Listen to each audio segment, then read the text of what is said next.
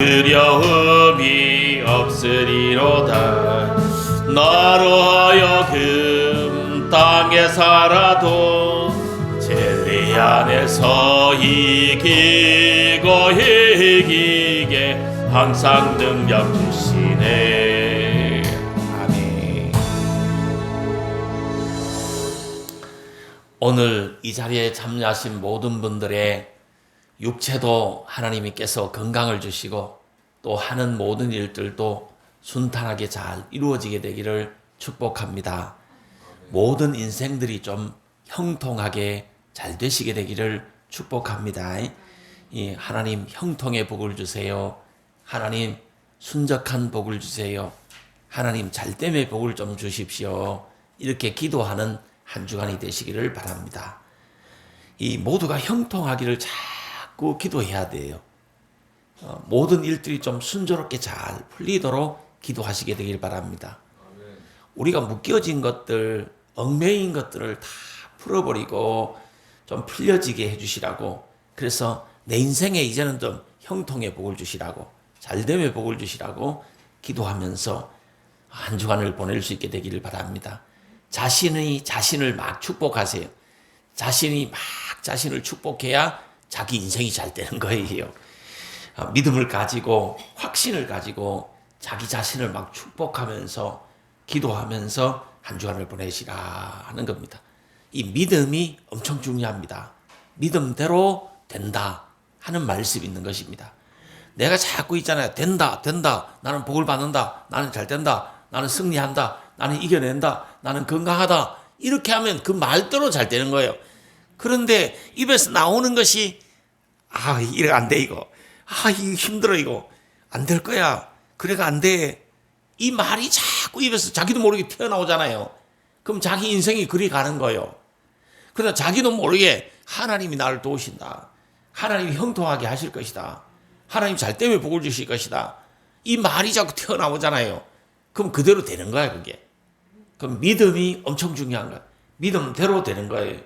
사람이 말대로 된다는 말도 있잖아요.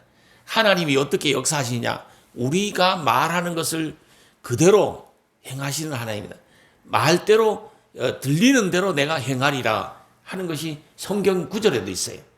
그래서 우리는 이 믿음대로 말대로 된다. 그래서 이 부분을 많이 신경 써서 좀 하나님께 형통의 복을 받으시게 되기를 축복합니다. 이 무엇을 먹을까, 무엇을 마실까, 무엇을 입을까 염려하지 말고 너희는 하나님 나라와 그의 의를 구해라. 그리하면 이 모든 것을 하나님이 더하시리라. 이렇게 했습니다. 내가 오늘 아침에 이 고민을 해봤어요. 과연 하나님 나라와 하나님 의를 구하는 것이 무엇일까? 그리하면 모든 것을 더해 준다는데 하나님 나라와 의를 구하는 게 무엇일까? 고민을 해왔어요. 이 고민의 이 답은 이겁니다. 하나님이 누구신가를 알아야 되고, 우리의 궁극적인 필요가 무엇인가를 알아야 됩니다. 궁극적인 우리가 해결받아야 될 문제가 무엇인가, 이걸 아는 겁니다. 하나님이 누구신가? 어떤 하나님을 믿는가? 그걸 알고 하나님의 통치에 순종하는 것, 하나님 뜻을 따라가는 것, 그것이 하나님 나라와 그의 의를 구하는 것이에요. 정말 하나님이 누구십니까? 하나님은 전능하신 하나님이에요. 선하신 하나님이에요. 모든 것을 협력하여 유익되게 하시는 하나님이에요. 모든 것을 협력해서 좋게 만들어 나가시는 하나님이세요. 이 선하신 하나님, 좋으신 하나님을 믿어야 되고 오늘 이 하나님 말씀대로 살아야 되는 거예요. 그러면 그의 나라와 그의 의를 구하는 것이 되는 거예요. 그러면 형통의 복을 받게 된다 하는 것이에요. 내가 하나님이 누군가 그걸 묵상해보고 내가 궁극적으로 해결받아야 될 문제가 뭐냐, 이걸 알고 하나님의 뜻을 쫓아간다고 하면 그 사람은 하나님 나라와 하나님 의를 구하는 사람입니다. 그 사람의 인생은 형통하게 된다. 모든 것이 더해진다. 이런 말씀입니다. 어떻게 하면 형통한 삶을 살 수 있을까요? 요즘 불통한 것들이 너무 많잖아. 뭐 하는 것마다 불통하는 것들이 많잖아요. 그러면 형통한 복을 받아야 되는데, 형통한 사람이 되어야 되는데, 어떤 사람이 되면 형통한 사람이 될 수 있을까요? 첫째, 죄를 회개하는 사람이 형통하게 된다고 성경은 기록합니다. 두 번째는 하나님 말씀에 순종하는 사람, 형통하게 됩니다. 세 번째는 기도하는 사람이 형통하게 되는 겁니다. 네 번째는 영혼이 잘 되는 사람, 영혼이 잘 되어 있고 영혼이 바로 되는 사람이 형통하게 되는 겁니다. 다섯 번째는 아름다운 믿음을 가져야 형통하게 되는 것이에요. 여섯 번째는 하나님을 잘 경외하는 사람이 형통하게 되는 겁니다. 일곱 번째는 하나님을 사랑하는 사람, 사랑으로 사는 사람이 형통하게 됩니다. 여덟 번째는 하나님이 나와 함께 하신다는 믿음으로 담대하게 막 살아가는 사람, 형통하게 됩니다. 하나씩 살펴보면 죄를 회개하는 사람이 형통하게 된다. 이 땅 위에 죄 없는 사람은 없습니다. 크고 작은 죄들을 누구나 다 짓고 사는 겁니다. 이 땅에 발붙이고 사는 자체가 죄를 지으면서 사는 거예요. 그러므로 우리는 교회에 나올 때마다 이 죄를 회개해야 되는 거예요. 생각나는 모든 죄를 회개해야 되는 거예요. 교회에 나올 때 항상 교회 와가지고 회개해야 되는 거예요. 그러면 하나님이 그 모든 죄를 용서해 주시고 하나님께서 형통한 복을 주신단 말이에요. 우리가 지금 코로나 때문에 마스크 끼고 사니까 얼마나 불편합니까? 이 코로나를 왜 주셨느냐? 어떤 사람이 이야기하기를 사람들이 하도 그냥 악한 막말들을 막 하니까 입 다물고 살아라고 마스크를 다 끼고 다니라 그런데. 그래서 이게 코로나죠. 전부 마스크 끼고 다니잖아요. 좀.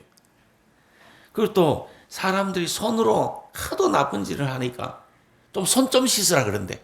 요즘 가는 곳마다 손 씻으라 그러잖아. 그리고 사람들이 하도 있잖아요. 뭐 비밀스럽게 사니까 요즘 가는 데마다 다 전화번호 적어놓고 가라 하잖아. 이 사람들이 있잖아요. 하도 막 다투고 만나면 싸우고 만나면 시기하고 질투하고 모함하고 이렇게 해서 하니까 제발 좀 거리 두고 살아라. 거리 두게 하라고 하는 거예요, 사람이. 그래가지고 이 코로나가 왔대요. 그런 사람도 있어요. 정말 손 씻으라고 입 다물고 좀 살라고 거리 좀 두고 살라고 이 비밀스러운 것 좀 없게 살라고 이 코로나를 주셨다. 이렇게 말하는 사람도 있어요. 이 풍자지만은 일리가 있는 말입니다.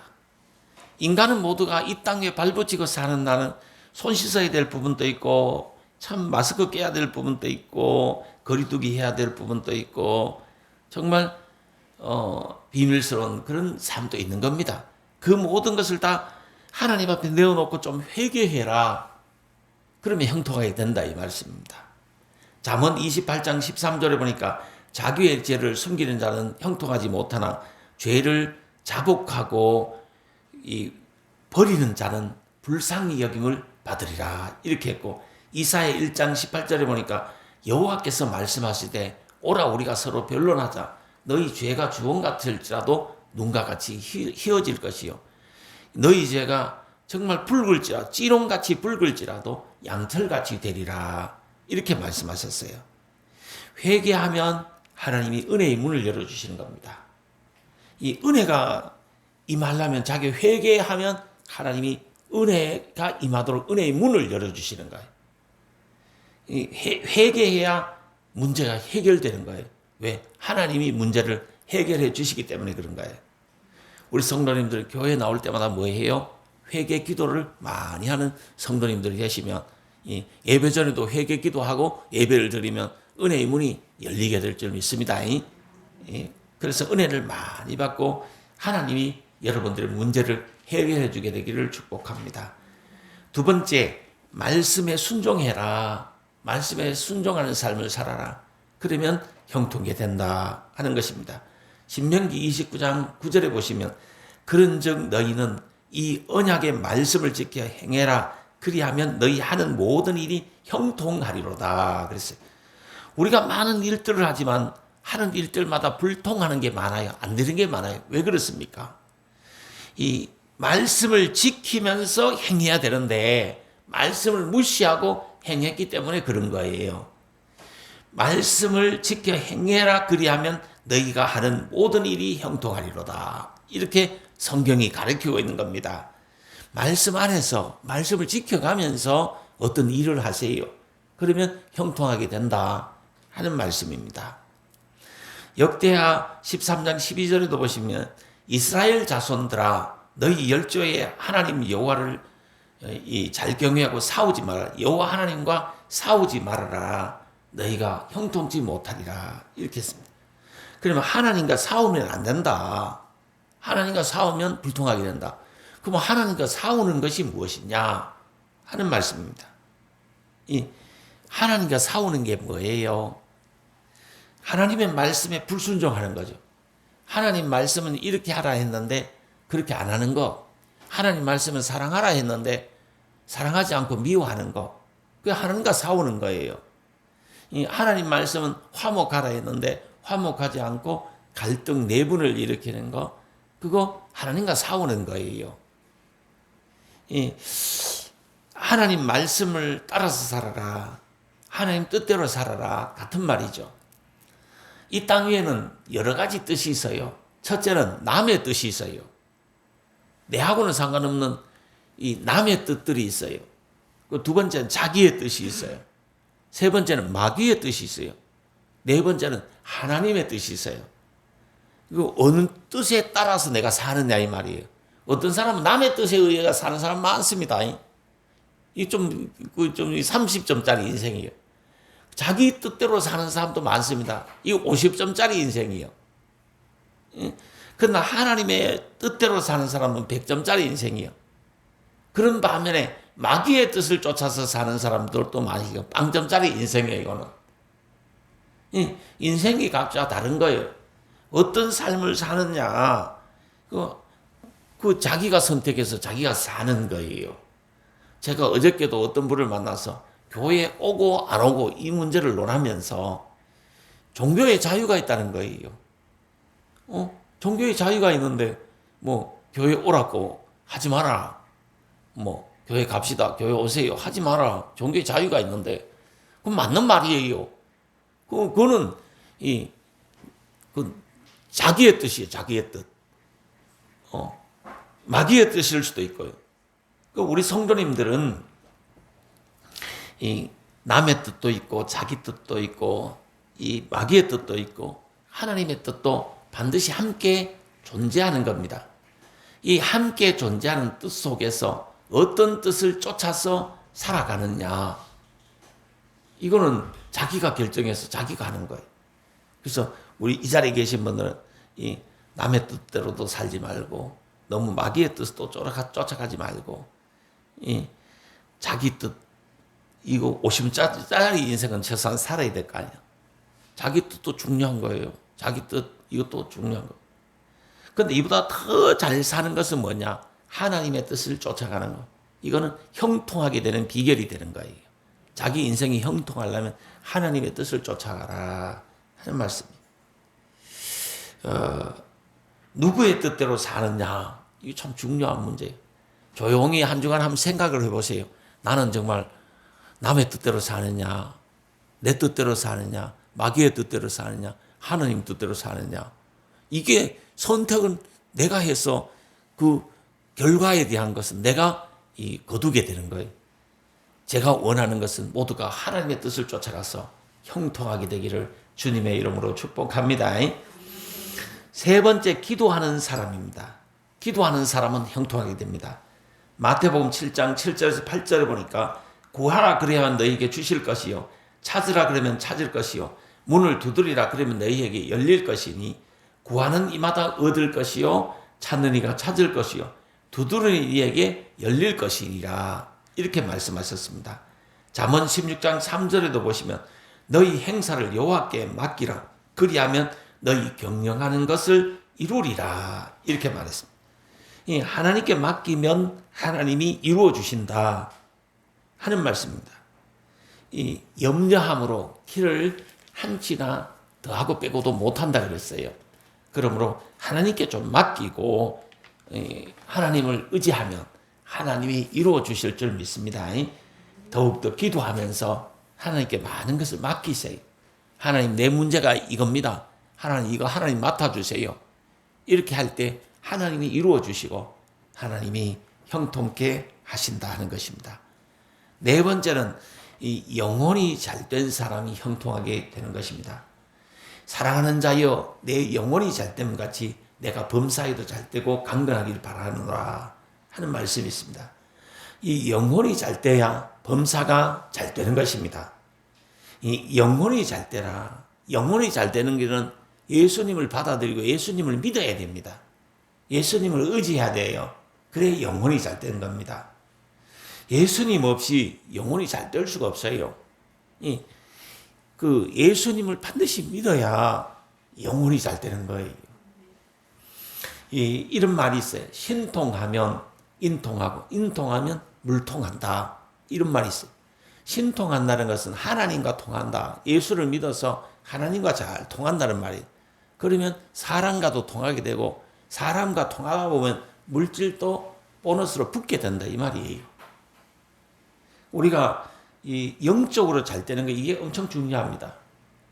그 영적인 것, 육적인 것, 이 물질적인 것 이렇게 나눈다고 하면 우리 사람들은 물질적인 것을 막 해결하려고 몸부림을 치는데 그 물질적인 것을 해결하는 거 몸부림치는 거 그 앞에 영적인 것이 잘 되도록 영적인 것을 풀어놓고 영적인 것이 잘 되도록 해놔야 이 물질적인 것도 잘 풀리는 거예요.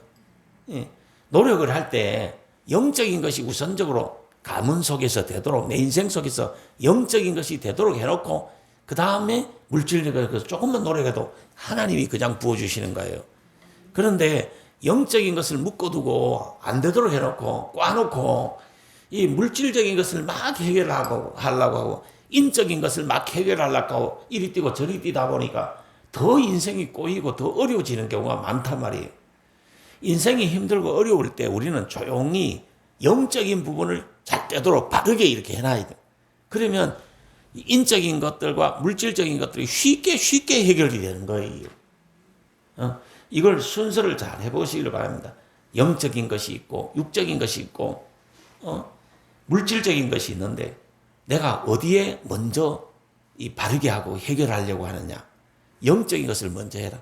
그러면 순적 잘 풀린다 이 말이에요. 노력을 적게 해도 잘 풀린다 이 말이에요. 그래서 이 모두가 좀 형통했으면 좋겠어요. 눈에 안 보이는 부분 이 영적인 거잖아. 눈에 보이는 부분은 이 물질적인 것이고 육적인 것이잖아. 눈에 안 보이는 부분을 먼저 잘 되도록 하고 바르게 해야 눈에 보이는 이 물질의 부분, 이 육적인 부분도 잘 된다 이 말이죠. 그래서 영적인 부분을 항상 먼저 살피고 잘 되도록 바르게 하는 그런 성도님들이 형통하고 잘됨의 복을 받는다 하는 말씀이에요. 다섯 번째는 아름다운 신앙을, 아름다운 믿음을 가져야 형통의 복을 받습니다. 예수님이 말씀하시기를 너 믿음대로 될지어다. 믿음대로 이루어진다는 거죠. 아름다운 믿음을 가져라는 거죠. 그럼 아름다운 믿음이 뭘까? 이 덕을 세우는 믿음이에요. 선한 영향력을 미치는 믿음이에요. 빛이 되고 소금이 되는 믿음이에요. 어떤 믿음이 아름다운 믿음인가? 내가 하고 싶은 말이 있어요. 내가 하고 싶은 행동이 있어요. 그러나 공동체의 덕을 세우기 위해서 하고 싶은 말을 안 하는 거예요. 하고 싶은 행동을 안 하는 거예요. 그게 아름답게 살아가는 거예요. 이 사랑으로 사는 거죠. 이해하고 배려하고 약한 자를 붙들어주면서 사는 그런 믿음이 아름다운 믿음이죠. 이 자리에 계신 분들은 정말 아름다운 믿음을 가지고 이렇게 한번 살도록 해봐라. 그러면 형통하게 된다 하는 말씀이에요. 역시 가정에서도 마찬가지예요. 가정에서도 아름다운 믿음을 나타내야 되잖아요. 그래서 이 가정에서도 어떻게 하는 것이 아름다운 믿음을 나타내는 거냐. 내가 이해하고 내가 사랑해주고 내가 있잖아요. 조금 더 헌신해 주는 거예요.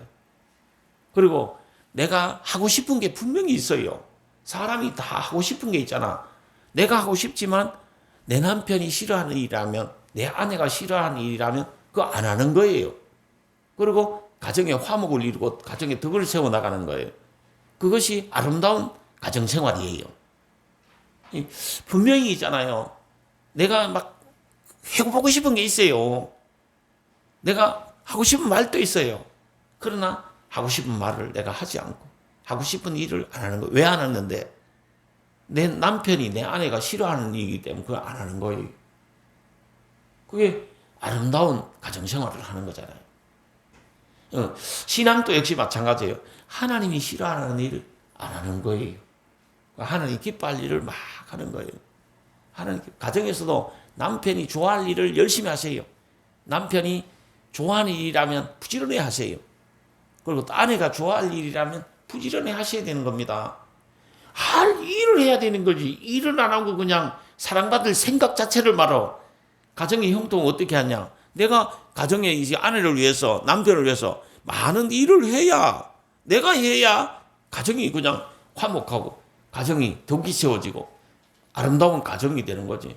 일을 안 하고 어떻게 아름다운 가정이 되겠느냐 하는 말씀이에요. 그 가정이 어떻게 형통하겠느냐 하는 말씀. 이 신앙의 세계도 역시 마찬가지입니다. 이 아름다운 믿음을 갖고 살도록 해라. 그래야 형통의 복이 임한다 하는 거죠. 여섯 번째는 하나님을 경외하는 사람이 형통합니다. 이 하나님을 경외하지 않는 사람, 하나님을 두려워하지 않는 사람, 하나님을 무시하고 사는 사람이 세상에 많습니다. 하나님 무시하고 하나님 두려워하지 않고 사는 사람들이 세상에서 일시적으로 막 잘 되는 것 같이 보일 때가 많아요. 하나님을 무시하고 막 지멋대로 해도 잘 되는 사람, 그런 사람 많습니다. 지 잘나는 멋이 사는 사람이 한둘이 아니에요.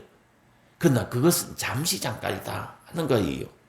성경에도 보면 악인들이 막 득세하는 거, 그런 시대가 많았어요. 근데 그것이 잠시 잠깐이다 하는 거예요. 우리는 있잖아요. 잠시 잠깐을 위해서 사는 사람들이 아니고 영원한 세계, 영원한 천국을 위해서 우리가 사는 사람들이에요. 그러므로 이 악인들의 막 잠시 잠깐에 득세하는 거, 그런 거 신경 쓰지 마라. 우리는 그냥 하나님을 잘 경외하면서 하나님을 두려워하면서 살아야 됩니다. 시편 12편 1, 2절에 보니까 여호와를 경외하며 그 도에 행하는 자마다 복이 있도다. 내가 내 손이 수고한 대로 먹을 것이라. 내가 복되고 형통하리로다. 이렇게 했어요. 경외하고 행해야, 수고해야 복되고 형통하게 된다. 복이 있게 된다. 이 말입니다. 이 수고한 대로 먹는 거, 이 참 복이에요. 이 사람은 진짜 수고하고도 못 먹는 사람이 많아. 그 왜 그러냐? 하나님을 경외하지 않았고 하나님의 도를 행하지 않았기 때문에 그런 거예요. 수고한 대로 못 먹고 사는 사람도 많고 수고하고도 이 못 먹는 사람이 너무 많아. 그런데 적은 수고를 하고도 많은 것을 먹고 사는 사람이 있어요. 그게 왜 그러냐? 하나님 경외하고 하나님 도를 행하는 사람이에요. 하나님 앞에서 사는 사람이에요. 하나님 앞에서 하는 사람, 행하는 사람이에요. 하나님 앞에서 행하는 모든 것들은 적은 것을 심어서, 하나를 심어서 최고 30배, 60배, 100배를 거두는 것, 그게 하나님 나라의 원리예요. 하나님께는 있잖아요. 하나를 하게 되면 30을 거두는 거예요. 최하 30을 거두는 거예요. 30배, 60배, 100배라 이렇게 이야기했죠. 그렇게 거두는 거예요. 이 많이 거두고 사는 것, 자기가 수고한 것에 대한 많이 거두고 그걸 먹고 사는 것, 이게 하나님께 복 받는 거예요. 어떻게 하면 그렇게 되느냐? 하나님을 잘 경외하고 하나님 말씀을 행해야. 그리하면 복이 있도다. 내 손이 수고한 대로 먹을 것이라. 내가 복되고 형통하게 되리라. 이렇게 성경이 기록하고 있어요. 출애굽기 그 1장 21절 중에도 보시면 히브리 산파에게 하나님이 말씀하신 말씀인데, 그들이 하나님을 경외함으로 하나님이 그들의 집안을 흥왕하게 하신지라. 이렇게 이야기했어요. 이 하나님을 경외하니까 집안이 흥왕하게 되더라. 형통하게 되더라. 이 부유하게 되더라. 이런 말씀입니다. 우리는 있잖아요. 이 목숨 걸 것이 필요합니다. 남은 생애를 걸 만한 것이 필요해요. 어디다가 내 목숨을 거느냐, 내 남은 생애를 거느냐, 이 문제예요. 그 하나님 잘 섬기는데 한번 걸어보라는 거죠. 내 남은 생을 하나님 잘 섬기는데 한번 걸어보라는 거예요. 그럼 반드시 하나님이 형통한 복을 주신다. 집안까지 형통한 복을 주신다 하는 말씀이에요. 7번째는 사랑하는 사람이 형통하게 됩니다. 이 성경에 보면 첫째 하나님 사랑하고 두 번째 사람 사랑해라고 합니다. 하나님 사랑할 때는 마음과 뜻과 정성과 목숨을 다해서 사랑해라. 이렇게 성경이 기록하고 있고, 사람 사랑하는 것은 내 이웃을 너의 몸과 같이 사랑해라. 이렇게 기록을 하고 있습니다.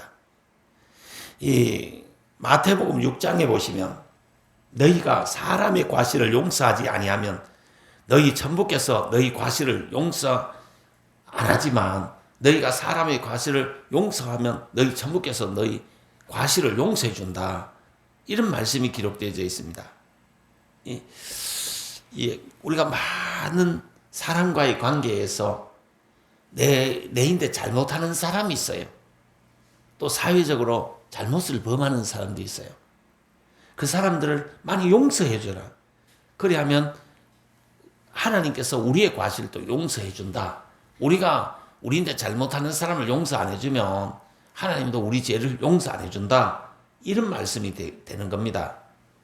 우리가 살아가면서 인간관계에서 벌어지는 모든 이 과실들, 내가 했거나 아니면 다른 사람이 내인데 했거나, 그리고 또 내인대를 안 했지만 그 불합리한 것들을 행하고 있는 사람들을 볼 때 다 이 용서를 좀 하고 이해를 좀 하고 잊어버려야 돼. 좀 다 잊고 살아야 돼. 그래야 사랑할 수 있잖아요. 그리고 있잖아요. 사랑으로 살아야 되는 거예요. 늘 있잖아요. 내가 사랑의 마음 갖고 사는 거, 이거 엄청 중요합니다. 내가 교회 나올 때마다 하나님 사랑합니다. 하나님 사랑합니다. 하면서 교회에 나오잖아요. 교회에 나와서 눈만 감으면 뭐합니까? 하나님 사랑해요. 하나님 사랑합니다. 내가 하나님 사랑하는 거 하나님 아시지요? 이런 기도를 우리가 하잖아요. 이 하나님도 하나님을 자꾸 사랑한다 하면 하나님 우리를 더 사랑해 준대. 사람도 있잖아요. 자꾸 사랑해야 된다 하는 거라. 그냥 뭐 잔소리를 하더라도 그냥 사랑합니다. 그리고 도망가면 되는 거야. 부터 싸우지 말고, 이 남편이 막 잔소리를 하거든. 사랑합니다. 그리고 도망가면 되는 거야. 그 자리를 피하면 되는 거야. 한 5분 후에 오면 집안이 다 조용해요. 아내가 막 바가지를 끌으면 그 가물 객지대가 맞붙어 싸우는 거, 그건 젊을 때 혈기 왕성할 때 하는 것이고, 이 나이가 들면서 뭐라 해야 됩니까? 아내가 막 바가지 끌면 사랑합니다. 사랑합니다. 하고 가만히 있으면 해결돼요. 그 집에 가 오늘 해봐요. 그냥 남편이 뭐라 하거나 아내가 뭐라 하거나 무조건 사랑한다 그래요. 그러면 그 수그러진다니까, 너그러워진다니까요. 이 남편에게도 자꾸 사랑한다 그러면 되듯이, 아내에게도 자꾸 사랑한다 하면 되듯이, 이 하나님께도 자꾸 사랑한다 하면 하나님이 형통의 복을 주시는 거예요. 하나님이 내 기도를 들어주시는 거예요. 그래서 뭐 누가 푹 쓰시면 그냥 아야 하지 말고 왜 그래 이러지 말고 사랑합니다. 사랑합니다. 그러면서 살아가는 성도님들이 되셔야 되는 겁니다. 사랑으로 살아라. 제발 좀 싸우지 말고 미워하지 말고 사랑으로 살아라.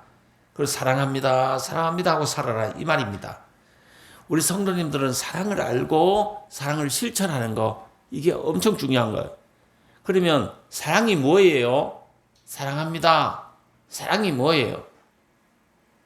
이렇게 물으면 사랑이 추상명사라 가지고 사람마다 답하기가 좀 난처해야 하는 경우가 많고, 이 사람마다 답이 좀 모호해요. 근데 성경이 말하는 사랑은 뭡니까? 사랑을 고린도전서 13장을 사랑짝이라고 하는 거예요. 거기 보시면 뭐라고 이야기했냐면 사랑은 언제나 오래 참는 것이다. 그냥 상대방이 뭐라 하도 그냥 참는 거예요. 그게 오래오래 참는 거예요. 사랑은 언제나 온유하고 사랑은 시기하지 않으며 자랑도 교만도 아니하고 사랑은 무례히 행하지 아니하고 자기의 유익을 구하지 않고 요즘은 있잖아요. 무조건 자기 유익을 구하잖아. 그래 사랑이 안 되는 거야. 사랑은 자기 유익 구하는 것이 아니고 상대방의 유익을 구하는 거예요. 사랑은 성내지 아니하며 사랑은 삐치지 아니하며 이 사랑은 모든 것을 감싸주고 모든 것을 바라고 믿고 참아내는 거예요. 사랑은 정말 이 모든 것을 참아주는 거, 참아주는 거. 내가 이렇게 참고 주는 것이 사랑이에요. 성경이 그렇게 가르치고 있는 거예요. 그래서 이 사랑론을 논할 때는 꼭 이 일반 학문에서는 누구를 논하느냐 하면 에리 프롬이라는 사람을 논합니다. 이 에리 프롬이라는 사람은 지금으로부터 약 65년 전에 사랑의 기술이라는 책을 저술했어요. 이 책에서 사랑이란 무엇인가를 명확하게 정의를 하고 사랑의 실천을 강조했던 거예요. 지금까지 여러 가지 책들이 출판되었지만 이 책만큼 사랑론을 가장 정립한 사람은 가장 정확하게 이 정의를 내리고 실천을 강조했던 책이 없는 거예요. 그럼 에리 프롬은 사랑이란 무엇인가? 이 5가지로 정의를 했어요. 그게 뭐냐면 첫째는 사랑이란 관심을 기울어지는 것이다. 관심을 갖는 것이다. 수많은 사람들을 만나지만 그 사람들 중에 특별하게 관심을 갖는 것은 사랑이 시작이 되는 것이고 사랑한다는 말은 관심을 계속 갖는 거, 관심이 있는 거, 그게 사랑한다는 것이다. 이렇게 말했고 두 번째는 뭐라고 했냐면 사랑한다는 것은 존중히 여겨주는 것이다. 소중히 여겨주는 것이다. 존중해 주는 것이 뭐냐? 위치를 인정해 주는 거예요. 아내의 위치를 인정해 주고 남편의 위치를 인정해 주는 거예요. 이 위치를 인정해 주고 소중히 여기고 귀하게 여겨 주는 거. 그게 사랑이라고 그랬어요. 이 사랑한다고 하면서 막 함부로 대하면 안 되는 거예요. 소중히 여기고 귀하게 여겨 주는 거. 위치를 인정해 주는 그게 사랑한다는 말이에요. 세 번째는 사랑은 이해한다는 걸 했어요. 이해라는 단어는 이 영어로 understand이라는 단어를 쓰는데 그 뜻이 뭐냐면 내가 이 아래에 서서 이 그 사람을 바라봐 주는 거예요. 내가 높은 위에서 이 그 사람을 내려다 보는 것이 아니라 내가 그 사람 아래에 서서 그 사람을 이렇게 바라봐 주는 거. 그게 understand이라는 단어예요. 내가 겸손한 마음으로 상대방을 높여주는 거, 상대방을 이렇게 바라봐 주는 거, 그게 사랑이라고 그랬어요. 그리고 사랑은 또 책임지는 것이라고 그랬어요. 내가 책임져 주는 거예요. 근데 이 사랑한다 하면서 책임을 안 질라 하거든. 그게 문제예요. 내가 가장으로서 책임을 져야 되고, 내가 남편으로서 책임을 져주는 거. 그 책임감이 있는 것이 사랑이에요. 내가 부모로서 책임감이 있잖아. 그러면 책임감 그것이 사랑이다 이 말이에요. 그리고 또 마지막으로 사랑은 주는 것이다. 이렇게 합니다. 요즘 사람들이 이제 받으려고 하지 줄 줄을 모르는 거예요. 진정한 사랑은 있잖아요. 받는 거 아니고 내가 주는 거예요. 그냥. 내가 그냥 대가도 없이 그냥 주는 것이 그게 진정한 사랑이에요. 사랑한다 이 말을 할 때는 그냥 내가 받으려고만 생각하지 마. 내가 그냥 베풀어주고 내가 주려고 하세요. 내가 존중히 여겨주고 내가 책임져주고 내가 관심을 기울여주고 내가 이해를 해주고 그렇게 하는 것이 그게 사랑이라고 이야기했어요. 이 사랑을 알고만 있지 말고 실천을 해라. 모든 이 삶을 사랑으로 해라 이 말이죠. 뭘 하든지 사랑으로 하면 잘 된다는 거죠. 사랑으로 하면 형통하게 된다는 거죠. 고린도전서 13장을 여러 번 읽어보세요. 사랑은 오래 참는 거예요. 사랑은 다투지 않는 거예요. 사랑은 무례히 행하지 않는 거예요. 사랑은 자기의 유익을 구하지 않는 거예요. 그럼 누구 유익 구하란 말이에요? 상대방의 유익만 구해라 이 말이죠. 이 상대방의 유익을 구하는 일을 하라 이 말이에요. 그게 사랑이란 말이에요. 우리는 이 사랑의 사람이 돼야 형통할 수 있다. 하나님 사랑합니다. 하나님 사랑합니다 하고 가정에서도 그냥 막 사랑한다고 그러세요. 제가 그러잖아요. 전화 끊을 때 집사람이 막 내인데 딱딱거려도 그냥 사랑합니다. 그리고 전화를 끊잖아요. 그리고 나는 있잖아요. 한 번씩 자다가 일어나가지고 뭐 합니까? 하나님께 기도하잖아요. 하나님께 감사 기도합니다. 무슨 감사 기도합니까? 우리 사모님하고 내하고 같이 산다는 거.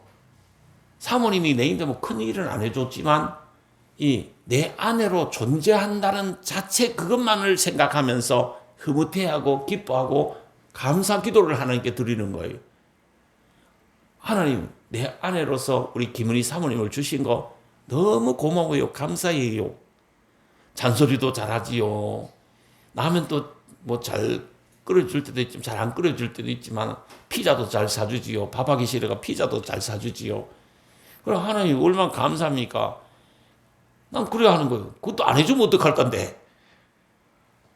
피자도 안 사주고 굶기면 어떡할 건데. 그냥 굶어야 되잖아. 라면이라 끓여주면 고맙게 생각해야지. 감사하게 생각해야지. 자다가 일어나도 감사기도 해라. 그냥 뭘 큰일을 해줘가 내가 받아서 감사하고 사랑하는 것이 아니다 이 말이에요. 존재하는 그 자체만으로 감사하고 행복해하고 사랑하고 그냥 살아라 이 말이에요. 그게 진정한 사랑이다. 사랑을 알아야 사랑을 할 거 아니냐. 우리 성도님들이 가정에서도 사랑하는 법을 알고 좀 배우셔요. 인생을 살아가면서 교회 와서도 사랑하는 법을 알고 사랑을 좀 실천하세요. 그래야 행복한 인생, 형통한 인생이 되는 거예요. 이걸 가르쳐주는 사람이 없으니까 가정에서 막 내려남편하고 그런 경우 싸우기만 해요. 교회 와서도 그냥 다 미워 보여요. 다 미워 보여 사람들이. 사랑의 마음이 없으니까 그런 거예요. 그러니까 모든 사람을 이렇게 사랑의 마음으로 대하고 사랑으로 일을 해라. 그래야 형통하다. 이게 안 되면 있잖아. 불통하게 되는 거예요. 그래서 사랑으로 하는 사람이 형통하고 잘 된다 하는 말씀이고. 이 마지막으로 하나님이 나와 함께 하신다는 믿음 가지고 사세요. 그래야 형통합니다. 창세기 39장 2절에는 누가 나오냐? 요셉이라는 사람이 나오는데 이 요셉은 어느 곳에 가든지 하나님이 함께 하신다는 믿음으로 산 거예요. 그러니까 이 요셉이 형통한 거예요. 요셉이 보디발 집에 갔어요. 보디발 집은 도저히 복받을 집안이 아니었어요. 그런데 요셉이 그 집에 가니까 그 집이 형통하고 부유하게 되는 거야. 보디발이 애굽 나라에 갔어요. 애굽 나라는 이방신을 섬기는 나라예요. 이방신 섬기는 게 무슨 복을 받겠어요? 못 받는다. 그러니까 요셉이 그 나라에 가니까 그 나라가 또 부유하게 됐어요. 가난을 면하게, 기근을 면하게 되었어요. 요셉이 바로왕 밑에 갔어요. 바로왕은 이 강팍한 왕이에요. 아주 나쁜 왕이에요. 성경에 있잖아. 마귀의 이 상징으로 나오는 사람이 바로왕이에요. 그건 나쁜 놈이지. 그 나쁜 놈도 요셉이 그 밑에 가가지고 열심히 국무총리를 하고 있으니까 그 사람이 복을 받고 그 나라가 복을 받고 요셉이 그 집에 있으니까 그 집이 복을 받는 거예요. 이것처럼 하나님을 잘 섬기고 하나님 경외하고 또 하나님이 나와 함께 하신다는 믿음으로 살면 하나님이 가는 곳마다 하는 일들마다 앞으로 복을 주실 거예요. 형통하게 하실 거예요. 그래서 우리는 하나님을 경외하고 하나님 잘 섬기는데 목숨을 걸어야 된다. 남은 생을 걸어야 돼. 그리고 하나님이 나와 함께 하신다는 이 믿음을 잊어버리면 안 되는 거예요. 어떤 열악한 환경, 어떤 험악한 환경에 처하더라도 하나님은 나와 함께 하신다는 믿음 가지고 살아야 되는 거예요. 그 요셉이 있잖아요. 종으로 또 갔잖아요. 보디발 집에 갔잖아요. 그러다가 또 모함당해가 깜방 갔잖아요. 깜방 가도 하나님이 나와 함께 하신다는 믿음 가지고 살니까 다시 또 국무총리가 되잖아요. 이 열악한 환경이라고 해서 우리가 신앙이 떨어지면 안 되고 하나님이 나와 함께 하신다. 이 믿음을 잃어버리면 안 되는 거예요. 어떠한 환경 속에도 하나님이 나와 함께 하신다. 하나님이 나를 도우실 것이다. 하나님이 나를 축복하실 것이다. 이 믿음을 다 간직하고 살아가는 성도님들이 되셔야 형통하게 되는 겁니다. 이 남은 생에 정말 하나님이 함께 하신다. 이런 믿음으로 살아서 형통한 이 복을 받고 살고 잘됨의 복을 받는 귀한 성도님들이 다 되시고 믿음을 잘 지키고 좀 남은 생에 믿음 잘 지키는데 한번 이 남은 생애를 걸어볼 수 있게 되길 바랍니다. 그래서 다 형통한 가정이 되시고 형통한 성도님들이 다 되시기를 축복합니다. 자,